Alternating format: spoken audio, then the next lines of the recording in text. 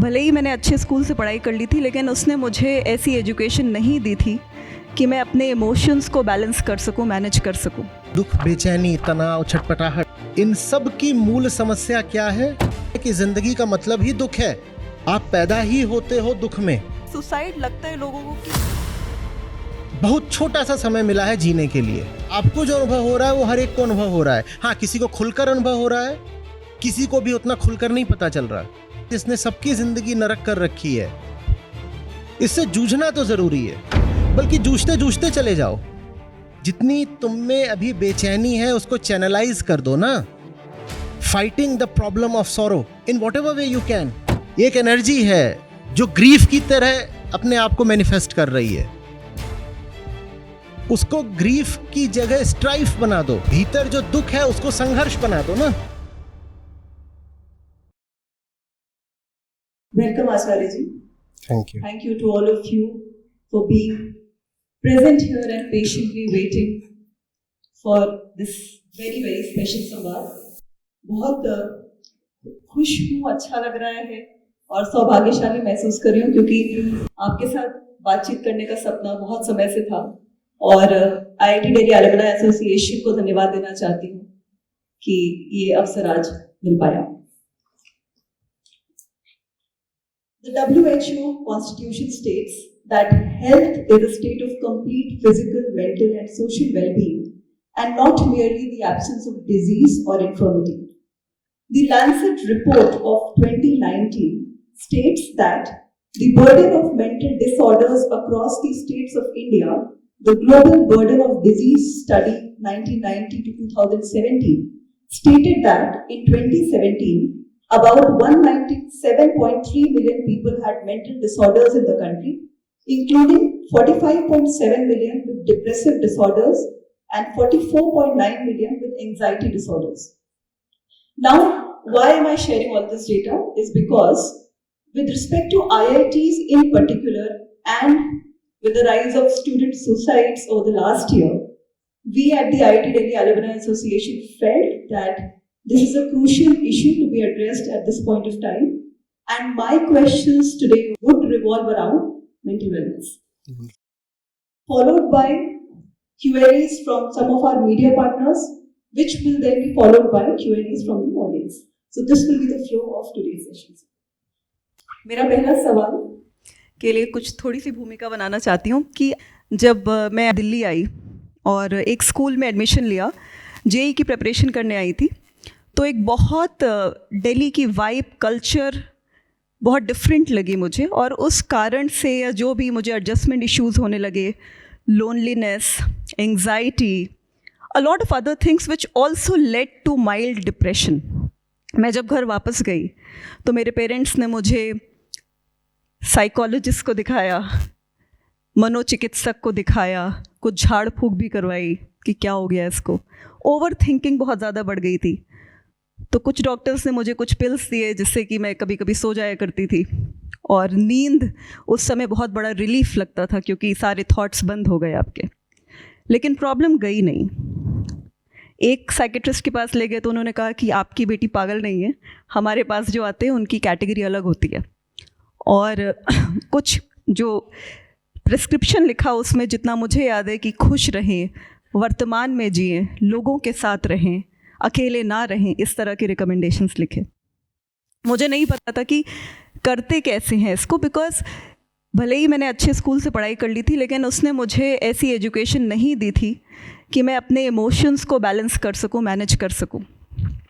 तो मेरा उसके बाद फिर जब मेरा इंट्रोडक्शन अध्यात्म से हुआ, तब जाके मुझे खुद के बारे में, ज़िंदगी के बारे में थोड़ी बहुत समझ आई और फिर धीरे धीरे मैं उससे बाहर आने लगी and it just kind of vanished over a period of time.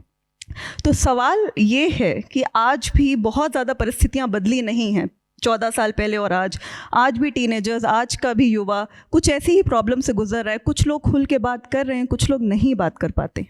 तो इसका मूल कारण क्या है?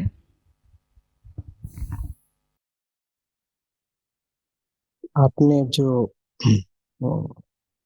भूमिका बताई थी उसमें आंकड़े थे बहुत सारे और मैंने कोशिश की कि उनको ध्यान से सुनूं। तो वो जो आंकड़े थे जो आपने उद्धृत करे मानसिक स्वास्थ्य को लेकर के, वो आंकड़े आएगी।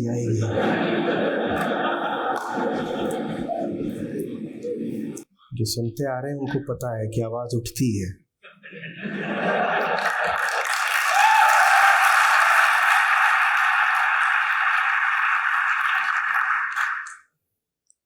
तो ये जितने भी आंकड़े हैं ये हर बीतते दशक के साथ और खराब ही हुए हैं। और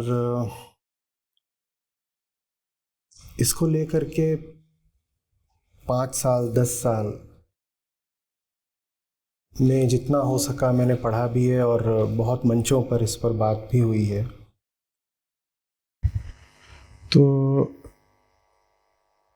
द्वितीय विश्व युद्ध में एक सैनिक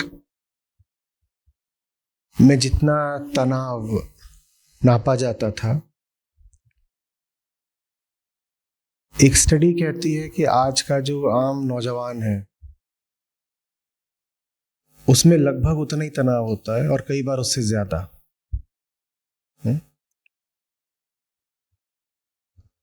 अब ऐसा क्यों हो रहा है? क्या ऐसा होता जा रहा है पिछले लगभग 100 साल में कि जो आम इंसान है उसमें तनाव, जिसको फिर आप एंजाइटी, डिप्रेशन, इन सब चीज़ों में बांट सकते हैं, और मानसिक स्वास्थ्य, इनकी स्थिति खराब ही होती जा रही है। ऐसा क्या होता जा रहा है? देखिए, हम कहते हैं mental health, health of the mind. Mind तो एक एग्रीगेशन है ना? हम जिन चीज़ों के बारे में सोचते हैं, हम जिन ऑब्जेक्ट्स को महत्व देते हैं, वो सब हमारे फील्ड में भीतर मौजूद रहते हैं। और वो जो पूरा का पूरा फील्ड है उसको माइंड कहा जाता है ना? वो जो फील्ड है उसके केंद्र में, सेंटर में हम होते हैं। और इसीलिए जो अलग अलग लोग होते हैं सब, उनका माइंड स्टफ अलग अलग होता है। तो मेरे माइंड में क्या है वो मुझ पर निर्भर करता है। ये ऐसी सी बात है जैसे ये मैं हूं और ये माइंड है। माइंड में कोई ऐसे ही नहीं मौजूद होता। माइंड में जो कुछ होता है वो ऑब्जेक्ट है, मैं सब्जेक्ट हूं। माइंड में कोई भी ऑब्जेक्ट यूं ही नहीं मौजूद होता।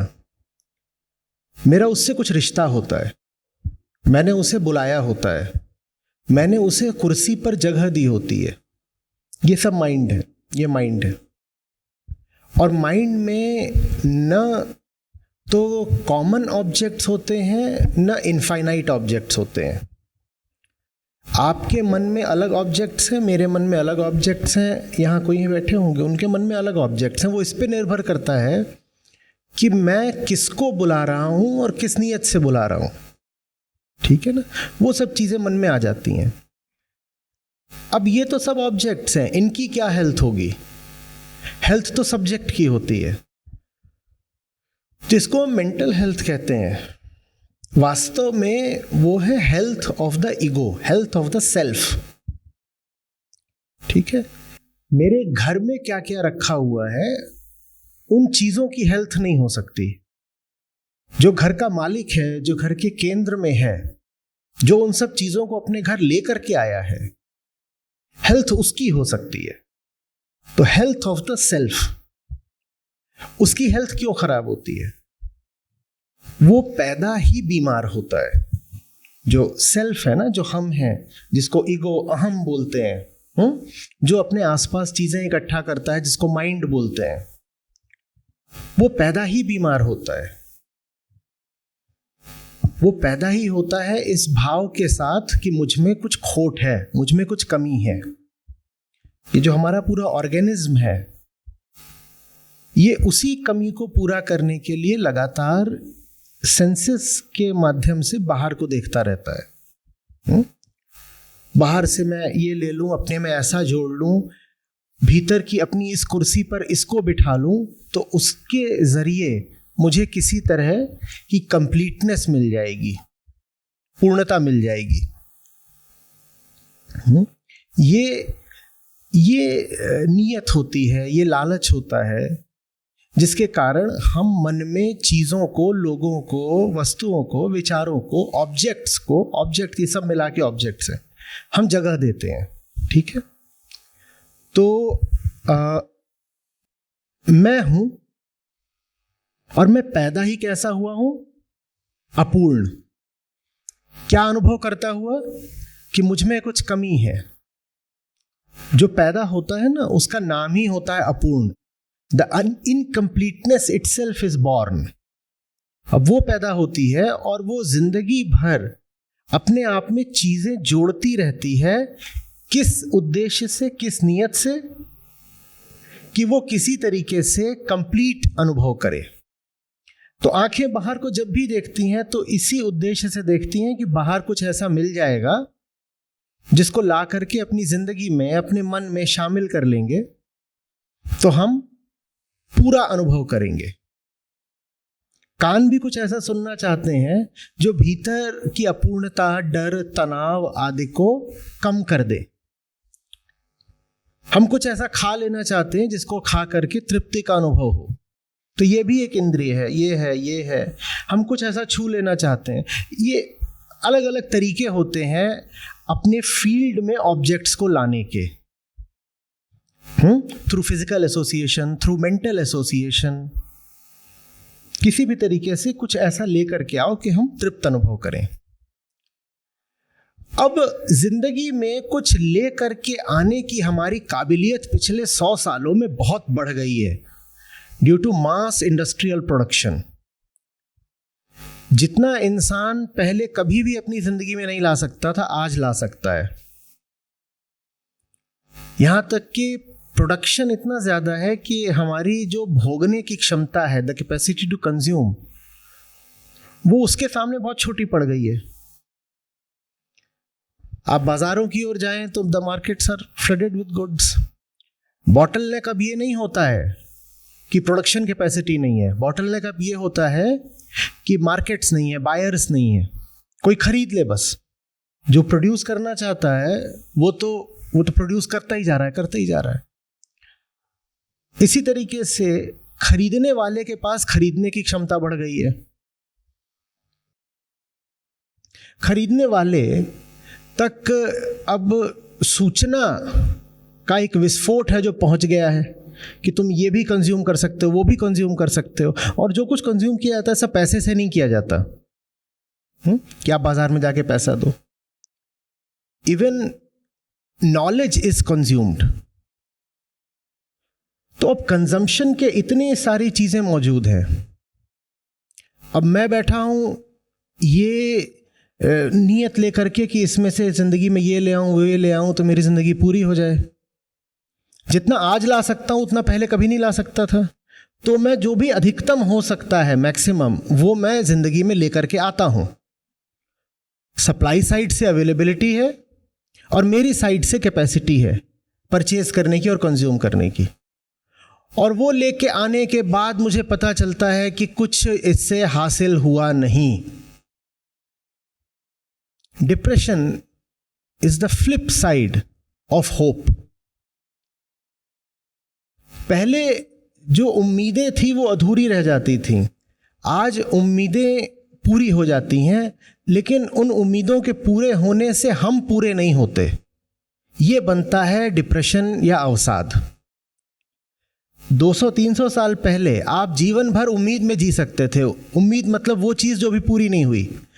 आज आपकी बहुत कम उम्मीदें हैं जो पूरी नहीं होंगी। और इसीलिए डिप्रेशन उन लोगों में ज़्यादा पाया जाता है जो बेटर ऑफ हैं, जो वेल ऑफ हैं।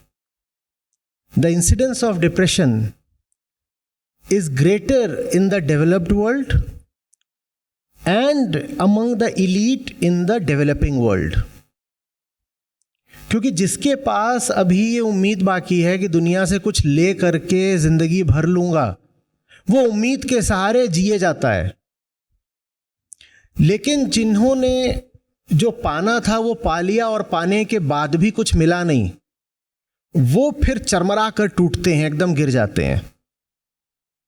बात समझ रहे?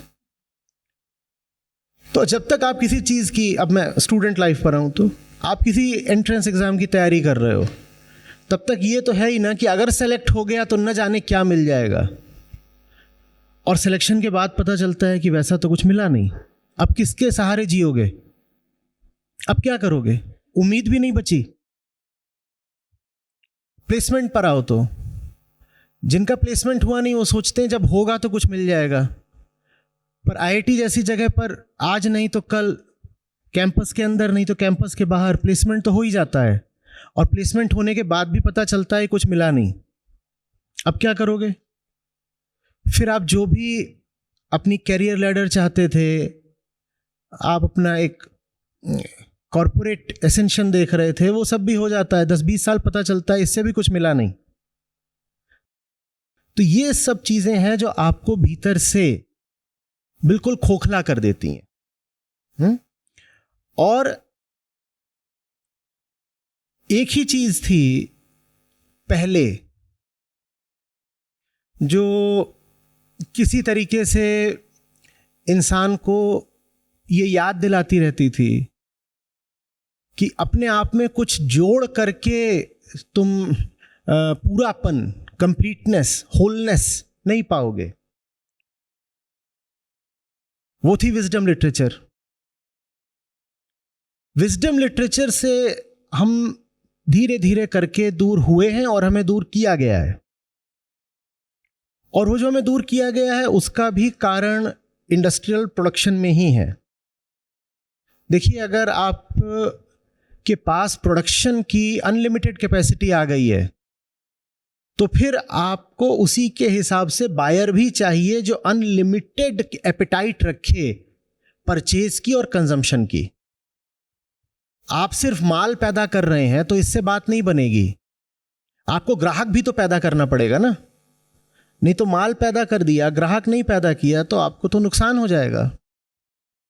अब कोई पागलों की तरह, मूर्खों की तरह अंधा होकर के लगातार परचेज करता रहे, कंजम्पशन करता रहे, इसके लिए उसके दिमाग को बार बार बॉम्बार्ड करना बहुत जरूरी है कि purchase and consume, and in that lies the fulfilment of life. वो बॉम्बार्डमेंट सिर्फ ये बोलता नहीं है कि परचेज करो, कंज्यूम करो, वो आपको एक पूरी फिलॉसफी देता है, ऐसी फिलॉसफी जिसमें विजडम के लिए कोई जगह नहीं है। जो प्रोड्यूसर है वो ये नहीं चाहता कि आप वाइज रहो, वो ये चाहता है कि आप हंग्री और थर्स्टी रहो।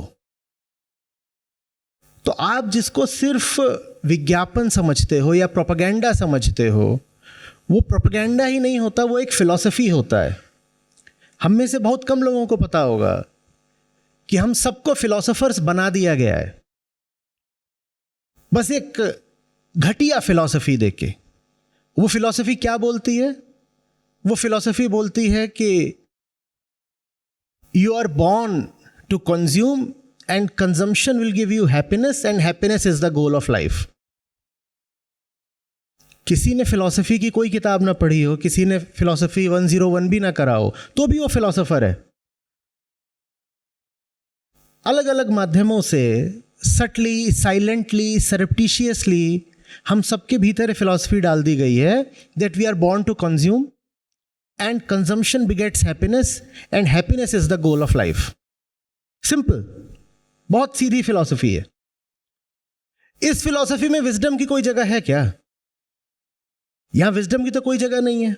और विजडम ही वो चीज थी जो आपको बताती थी कि इधर उधर दौड़ दौड़ के और माइंड में चीजें स्टफ कर करके तुम्हें शांति और आनंद नहीं मिलने वाला है। तो विजडम किसी तरीके से, जिसको हम मेंटल हेल्थ रखते हैं, उसको बचा के रखती थी। हम उस विजडम से बहुत दूर हो गए हैं। आज आप किताबों की दुकान पर जाएं अगर, तो विजडम लिटरेचर के नाम पर भी सेल्फ हेल्प मिल रहा है। विजडम लिटरेचर के नाम पर भी ऐसी चीजें मिल रही हैं कि how to make more money, how to make it bigger in life, power of positive thinking, power of positive thinking, ये सब मिल रहा है। ये सब कुल मिला करके आपको बस और ज्यादा कंजम्पशन की तरफ ढकेल रहे हैं। कंजम्पशन में अपने आप में कोई बुराई हो ना हो, एक धोखा जरूर है। कंजम्पशन आपसे बोलता है कि consumption will get you liberation, it does not. तो कंजम्पशन अच्छा या बुरा की बात बाद में है, बात यह है कि जिस उम्मीद के साथ हम कंज्यूम करते हैं वो उम्मीद कभी पूरी नहीं हो सकती। हाँ? अब उम्मीद टूटती रहेगी टूटती रहेगी टूटती रहेगी तो आदमी पगला तो जाएगा ना। और वो आप किसी को बता नहीं सकते, क्योंकि वो जो प्रोसेस है वो बहुत धीरे धीरे होता है, सूक्ष्मता से भीतर चलता रहता है।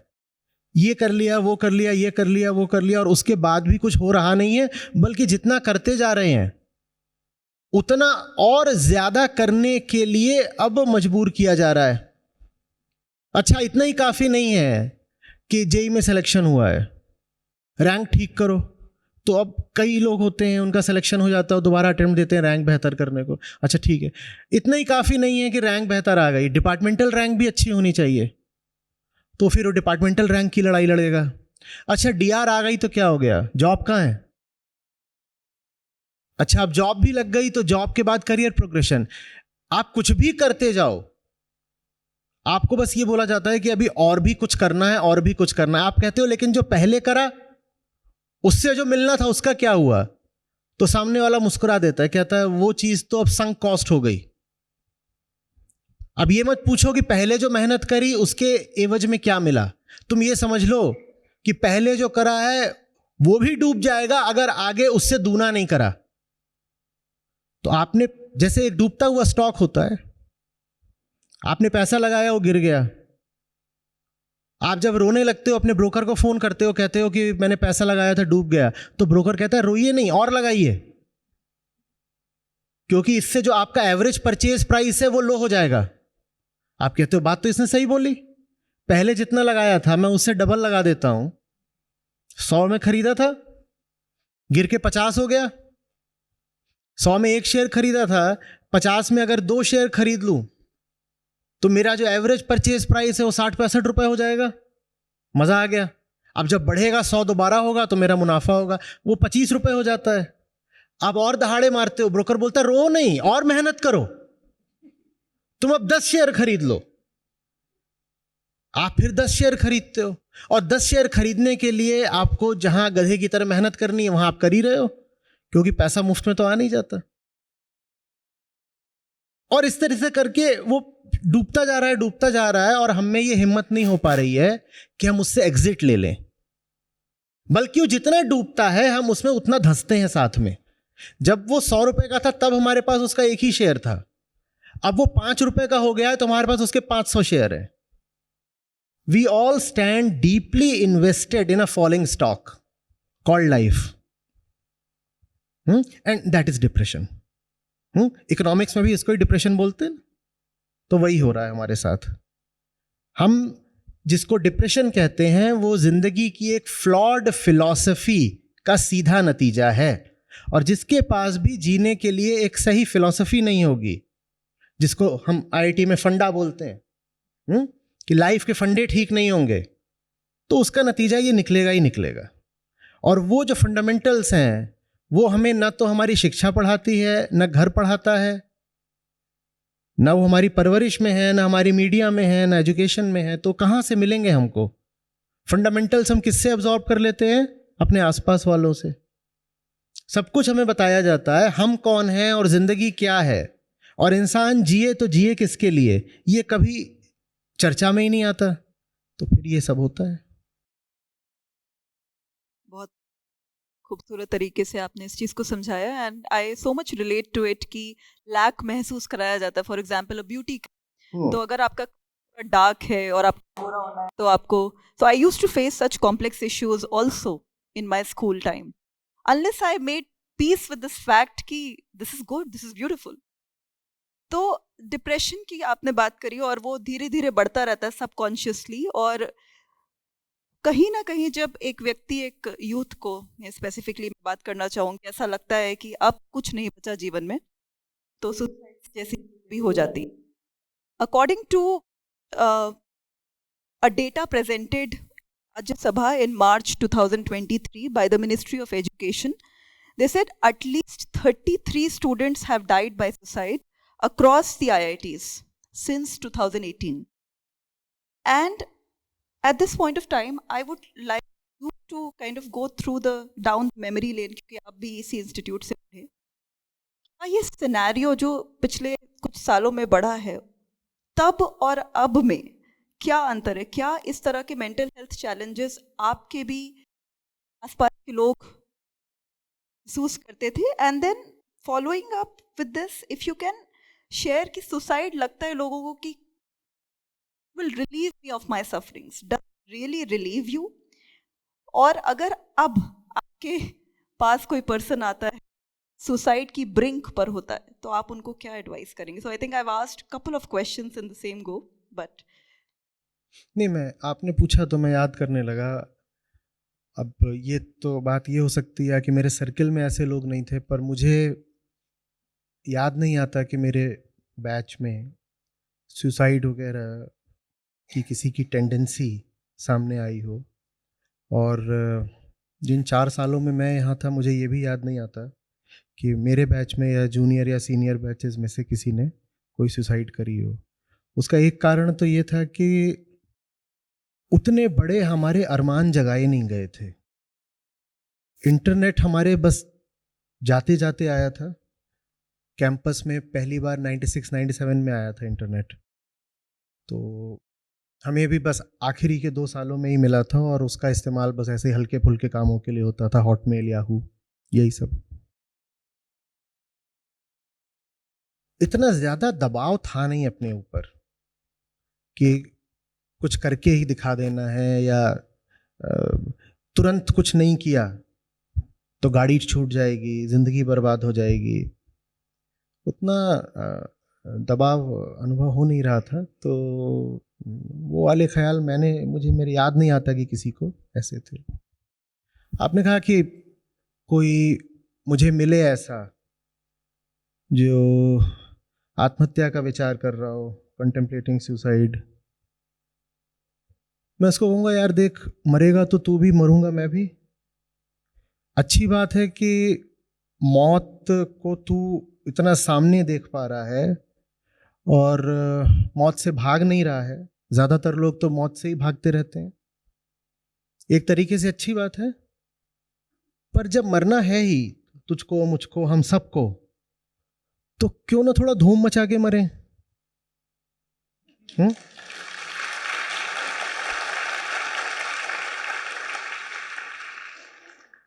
जब जा ही रहे हैं तो खेल के जाते हैं।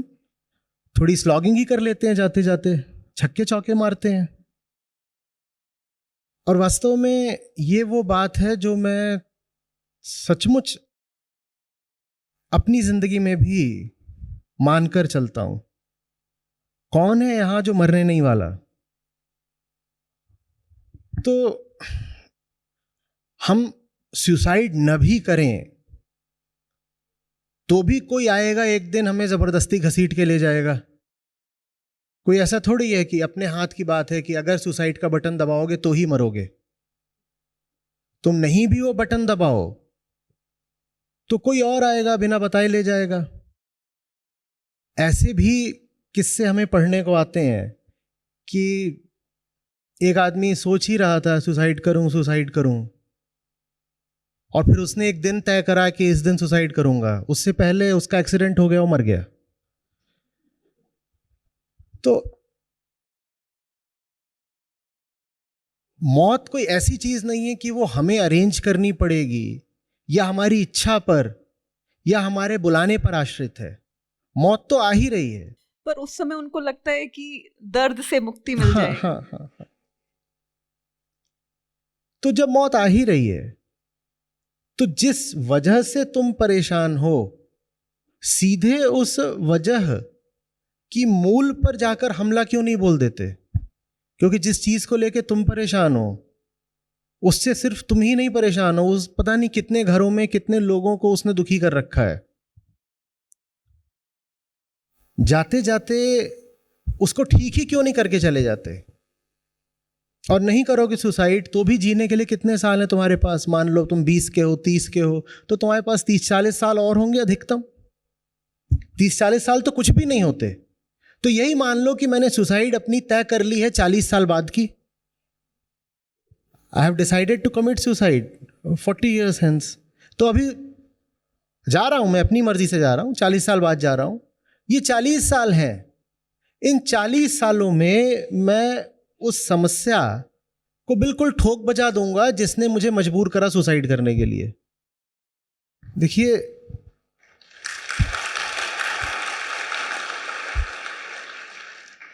देखिए, भारत के सारे दर्शन एक समस्या से शुरू होते हैं जिसका नाम है दुख। हम जब आत्महत्या की बात करते हैं तो उसके मूल में भी दुख होता है ना। दुख, बेचैनी, तनाव, छटपटाहट, अवसाद, वही हमें विवश करती है कि अपनी जान ले लें। भारत के एक एक दर्शन के मूल में दुख है। महात्मा बुद्ध का पहला आर्य सत्य था सर्वम दुखम।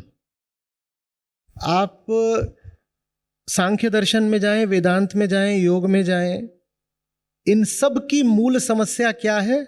दुख। वेदांत कहता है तापत्रय। आप जब शांति पाठ करते हो तो आपने देखा उसमें अंत में बोलते हो ओम शांति शांति शांति। ये 3 बार जो शांति बोला जाता है, ये 3 प्रकार के दुखों के शमन के लिए बोला जाता है। तो जिसने भी जरा भी होश रखा है उसको ये साधारण सी बात तो पता रही है कि जिंदगी का मतलब ही दुख है। तो बेटा, अगर आपकी जिंदगी में दुख है तो ये कौन सी बड़ी अद्भुत बात हो गई? जिस दिन तुम पैदा हुए थे उसी दिन तय हो गया था कि you are born in bondages. आप पैदा ही होते हो दुख में,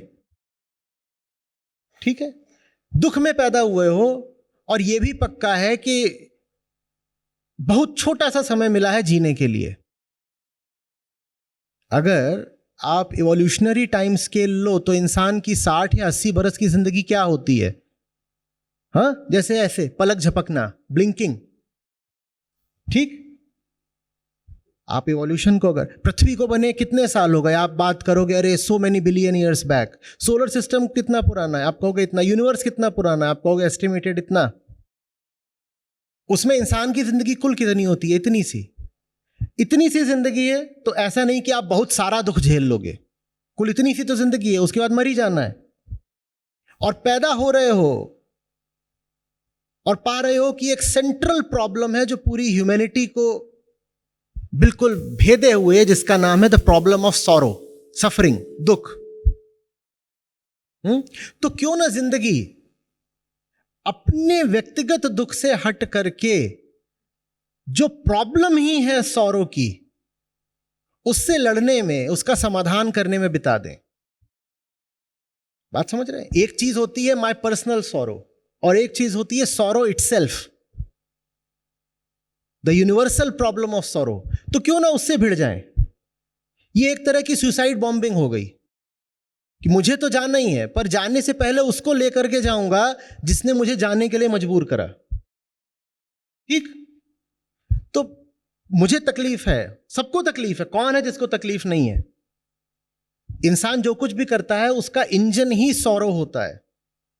हम जितनी भी एक्टिविटी दिखा रहे हैं, हम जो कुछ भी करना चाहते हैं, कहीं पहुंचना चाहते हैं, कुछ पाना चाहते हैं, उसके केंद्र में हमारी बेचैनी बैठी हुई है।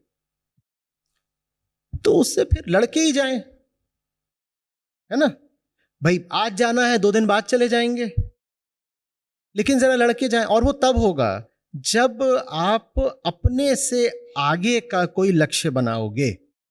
अगर यही लगेगा कि मेरी ही तकलीफ बहुत बुरी है, तो फिर आत्महत्या जैसा काम हो जाएगा। लेकिन आत्महत्या जैसे काम में आपने अधिक से अधिक क्या किया? अपने देखे, आपने अपनी तकलीफ का कुछ उपचार कर लिया। वो भी हुआ कि नहीं हुआ एक अलग मुद्दा है, पर आप चले भी गए तो भी जो जनरल प्रॉब्लम ऑफ सॉरो है वो तो अपनी जगह रह गई ना। आपको जो सॉरो एक्सपीरियंस हो रही थी वो जनरल प्रॉब्लम का एक इंस्टेंस थी। आपको जो अनुभव हो रहा है वो हर एक को अनुभव हो रहा है। हाँ, किसी को खुलकर अनुभव हो रहा है, किसी को भी उतना खुलकर नहीं पता चल रहा। तो जो हमारा साझा दुश्मन है, क्यों ना जरा डट के उससे जूझ के ही मरे। मरना जब है ही तो क्यों ना पूरा खेल के मरे। और उसमें हम ये उम्मीद नहीं कर रहे हैं कि जीत ही जाएंगे। जीते ना जीते, ये जो दुश्मन है जिसने सबकी जिंदगी नरक कर रखी है, इससे जूझना तो जरूरी है। तो जूझ के जाएंगे। मैं उसको यही बोलूंगा कि भाई तू भी जाएगा, मैं भी जाऊंगा, और कोई भरोसा नहीं। आज तू जाने की बात कर रहा है, मैं अभी नहीं जाने की बात कर रहा हूं, लेकिन हो सकता है तुझसे पहले मैं चला जाऊं। लेकिन जब भी जाऊंगा इतना पता होगा, जाने से पहले पूरी जान लगाकर जूझ कर गया हूं। ये कर लो, उसके बाद चले जाना। बल्कि जूझते जूझते चले जाओ। जितनी तुम में अभी बेचैनी है उसको चैनलाइज कर दो ना। Fighting the problem of sorrow in what ever way you can. तुम्हारे ही भीतर एक छटपटाहट है, एक दुख है जो तुम्हें कह रहा है कि फंदा डाल करके झूल जाऊं उस पे। झूल जाने की जगह जूझ ही जाओ। बाकी फंदा तो कभी न कभी पड़ना ही है। एक एनर्जी है जो ग्रीफ की तरह अपने आप को मैनिफेस्ट कर रही है।